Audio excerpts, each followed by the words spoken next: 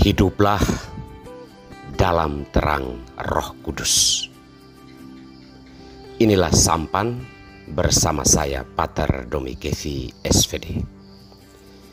Bapak, Ibu, saudara-saudariku yang terkasih, sampan kembali menyapa Anda hari ini, dimanapun saat ini Anda berada.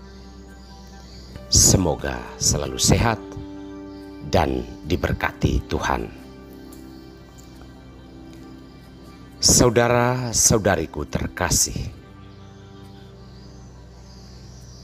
hidup tanpa roh atau semangat terasa dangkal kehidupan itu sendiri. Hidup menjadi monoton dan tidak ada ciri khas. Sebagai orang beriman, hidup dalam roh itu adalah sesuatu yang sangat penting, dan itu membawa kita pada penghayatan iman dalam tingkat kehidupan yang agak berkualitas.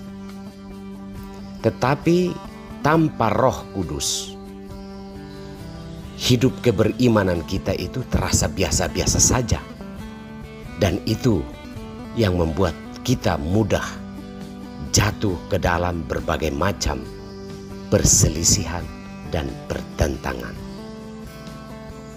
Saudara-saudari terkasih, hari ini kita merayakan Hari Raya Pentakosta, hari tercurahnya Roh Kudus ke dalam kehidupan gereja, ke dalam kehidupan beriman kita. Ini sesuatu yang sebenarnya sangat penting dimaknai dan dihayati, karena peranan Roh Kudus itulah yang membuat keberimanan kita itu berkualitas dan memiliki daya yang menyelamatkan dan daya yang membuat kehidupan bersama itu indah dan nyaman untuk dijalani. Saudara-saudari terkasih, para jemaat perdana ketika Yesus sudah meninggalkan mereka, mereka selalu berkumpul di suatu tempat. Dan dalam bacaan pertama hari ini, ketika mereka sedang berada dalam suatu tempat, tercurahlah Roh Kudus ke atas mereka. Apa yang menjadi pembeda atau ciri khas dari turunnya Roh Kudus atas mereka adalah mereka mampu berbahasa yang bisa dimengerti dan dipahami oleh dunia sekitar mereka. Ini perbedaannya. Bahasa yang diterima, dipahami tentang kerajaan Allah. Semua orang menerima itu karena Roh Kudus tercurah ke atas kehidupan mereka. Dalam bacaan Injil, Yesus mengatakan bahwa Roh Kudus itulah yang akan mengajarkan para murid, akan mengajarkan gereja tentang apa yang harus mereka lakukan, yakni mengasihi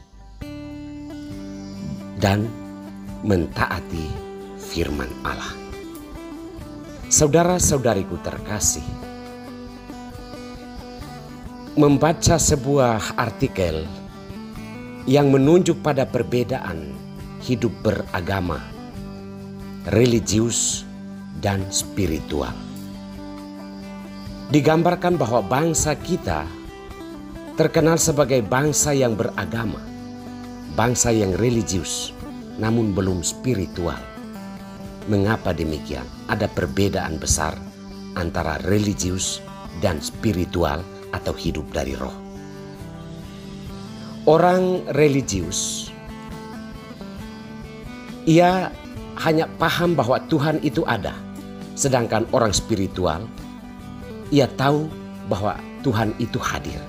Ada perbedaan ini dalam konteks bertindak.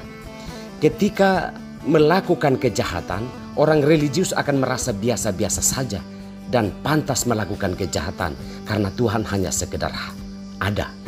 Sedangkan orang spiritual, ia akan tahu bahwa Tuhan itu berhadir dimanapun ia berada, maka segala kata-katanya terukur, segala perbuatannya terukur.